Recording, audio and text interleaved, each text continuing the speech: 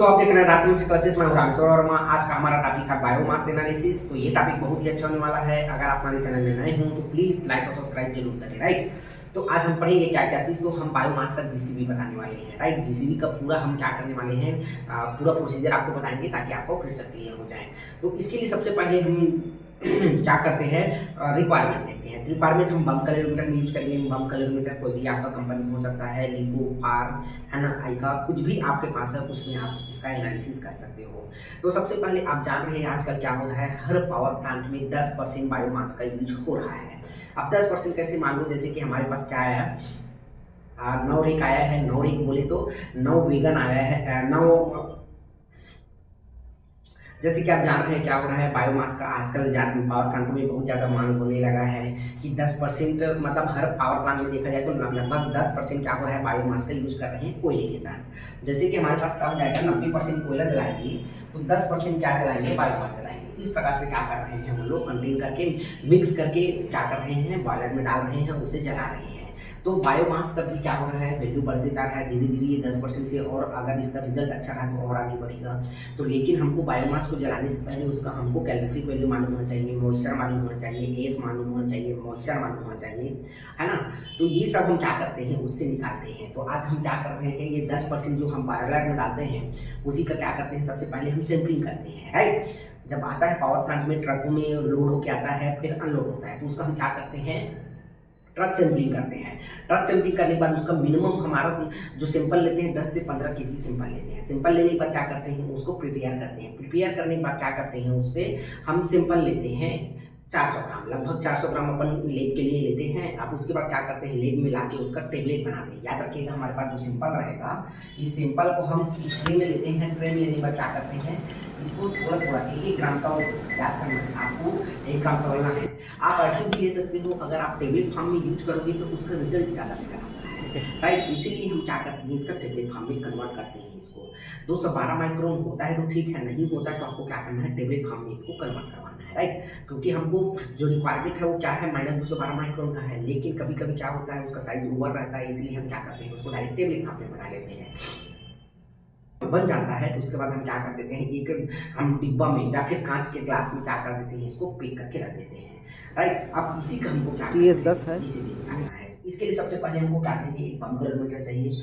बम calorimeter कुछ भी हो सकता है आइका 500, आइका 500 हो, आइका 200, लिको 500, पार हो, पार 6200, 6400, कुछ भी हो। इसके लिए हम क्या करते हैं, अलग अलग, जैसे आपके पास क्या है, लिको करते हैं। इसी टेबलेट का जो हम प्रिपेयर कर लिए, इसी टेबलेट का हम जीसीबी निकाल के बताते हैं, राइट। अब इसके लिए हम सबसे पहले क्या करते हैं, रिक्वायरमेंट का बात करते हैं। तो बम कैलोरीमीटर हो जाएगा, डीएम वाटर हो जाएगा, ऑक्सीजन हो जाएगा, नाइट्रोजन हो जाएगा, क्रूसिबल होल्डर हो जाएगा, और बम हेड हो जाएगा, है ना।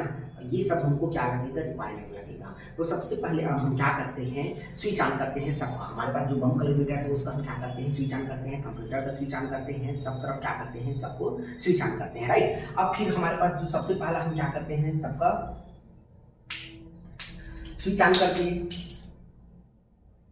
इसको हम क्या बोल सकते हैं, पावर ऑन, ठीक। सब तरफ का, जैसे हो गया हमारे पास कंप्यूटर और बम कैलोरीमीटर, दोनों का हम क्या करते हैं, स्विच ऑन करते हैं। स्विच ऑन हो गया, उसके बाद हम क्या करते हैं, इसमें हमारे पास जाते हैं दूसरा में, सॉफ्टवेयर में। जो हमारे पास सॉफ्टवेयर रहेगा ना, सॉफ्टवेयर जो भी मशीन का आपका सॉफ्टवेयर, जैसे लिको का है तो लिको सॉफ्टवेयर में जाना है, पार का है तो पार सॉफ्टवेयर में जाना है, आइका है तो आइका का सॉफ्टवेयर में जाना है। तो सॉफ्टवेयर में जाते हैं, सॉफ्टवेयर को क्या करते हैं, ओपन करते हैं, ठीक। ओपन कर दिए। अब ओपन करने के बाद क्या करते हैं, इसमें हमारे पास जो हीटर एंड पंप रहता है, याद रखिएगा, हीटर एंड पंप को हमको क्या करना है, ऑन करना है। सबसे पहले आपको क्या करना है, हीटर एंड पंप को ऑन करेंगे तो आपको लगभग 10 से 15 मिनट में ये आएगा। लगभग क्या हो जाएगा, 10 से 15 मिनट में ये हीटर एंड पंप क्या होता है, ऑन होता है, मतलब टेम्परेचर राइज होता है।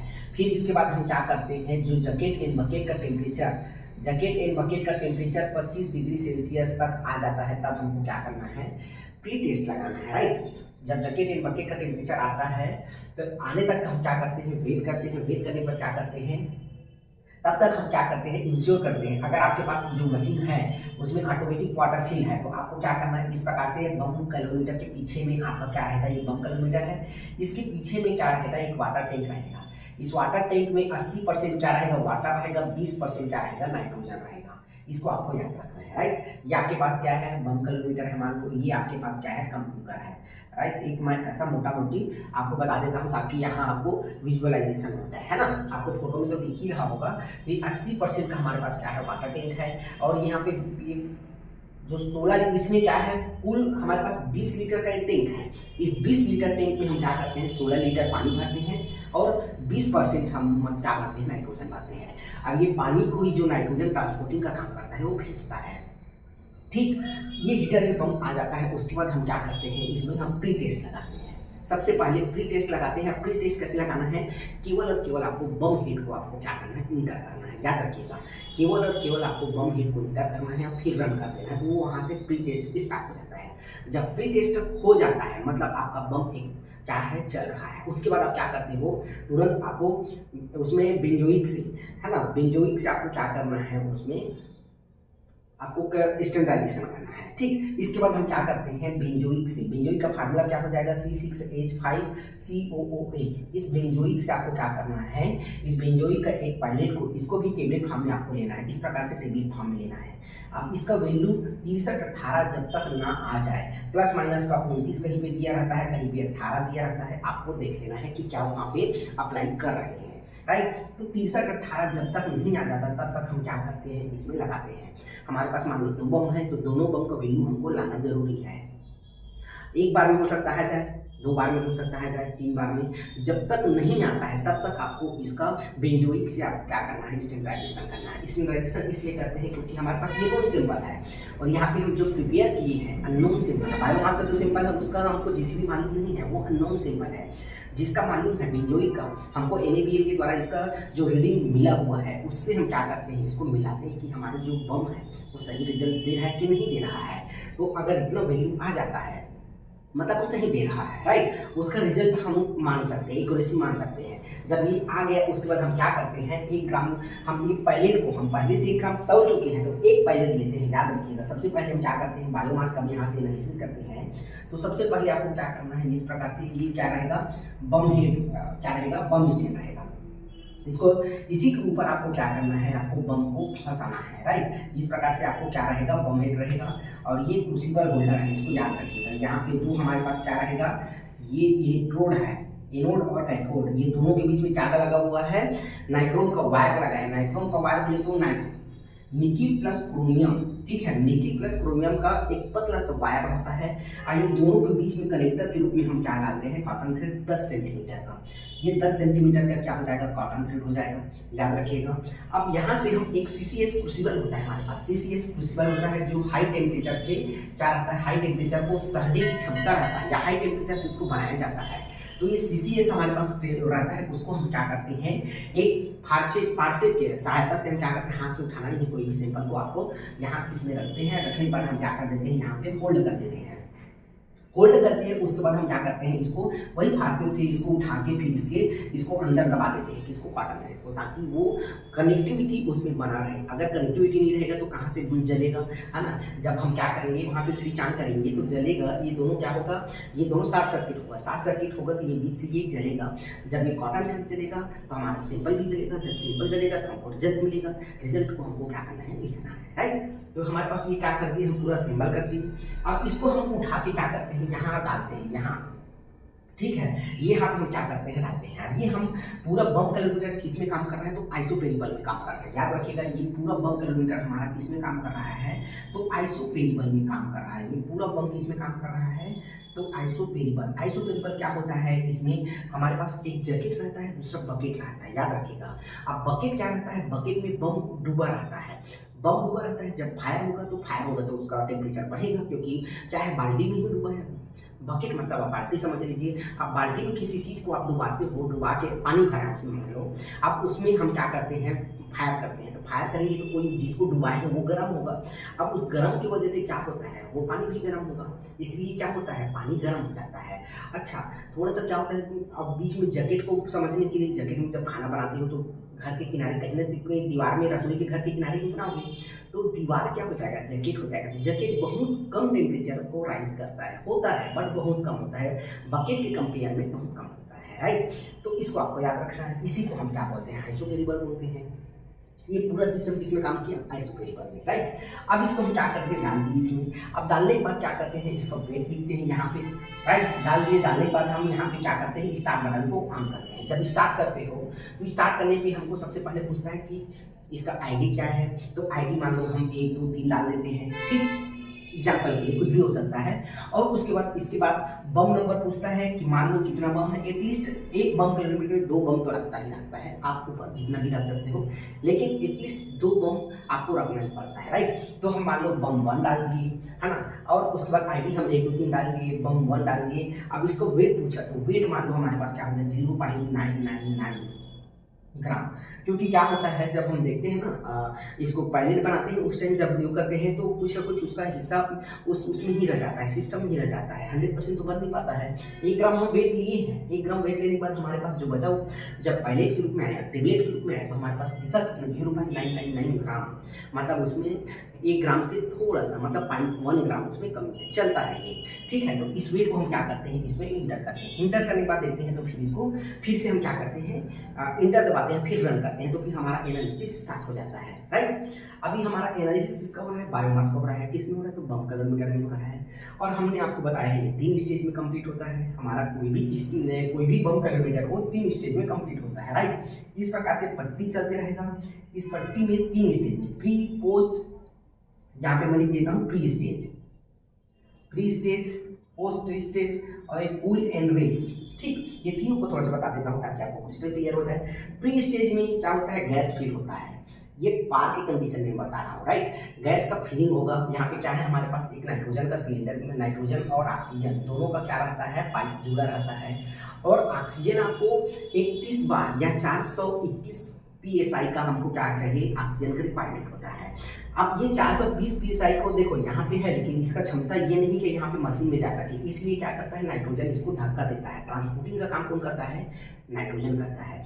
याद रखिए जहाँ पे भी आपको आइका लिको रहेगा, वहाँ जब बाहर से, जहाँ जो भी मशीन में आप बाहर से ऑक्सीजन फिल करोगे वहाँ नाइट्रोजन की जरूरत नहीं पड़ता है। नाइट्रोजन की जरूरत क्यों नहीं पड़ता है, क्योंकि ट्रांसपोर्टर का काम वहाँ पे जो भर रहा है ऑक्सीजन वो कर रहा है, लेकिन यहाँ पे मशीन ही द्वारा कर रहा है। तो मशीन के द्वारा कर रहा है, मतलब क्या हो जाएगा, हमारे पास नाइट्रोजन को हमको लेना पड़ेगा एज अ ट्रांसपोर्टर के रूप में। तो यहाँ पे हमारा जो ट्रांसपोर्टर का काम कौन कर रहा है, नाइट्रोजन कर रहा है। वहीं आइका में ऐसी स्टेट रहेगा, उसमें जो एनालिसिस कर रहा है एनालिस्ट, वही क्या करता है, ऑक्सीजन फिल करता है, ऑक्सीजन रिलीज करता है। लेकिन इस मशीन में ऐसा जरूरत नहीं पड़ता, ये ऑटोमेटिक फिल कर लेता है, जितना इसको जरूरत रहता है उतना ले लेता है, राइट। अच्छा, अब पानी भी हम इसमें डालते नहीं हैं, आप देखेंगे पार 6500 में वाटर हैंडलिंग सिस्टम लगा रहता है, वो ऑटोमेटिक क्या रहता है, उसमें 2 लीटर भरते रहता है, वो सिस्टम चलते रहता है लगातार। लेकिन इसमें ऐसा करने की जरूरत नहीं है।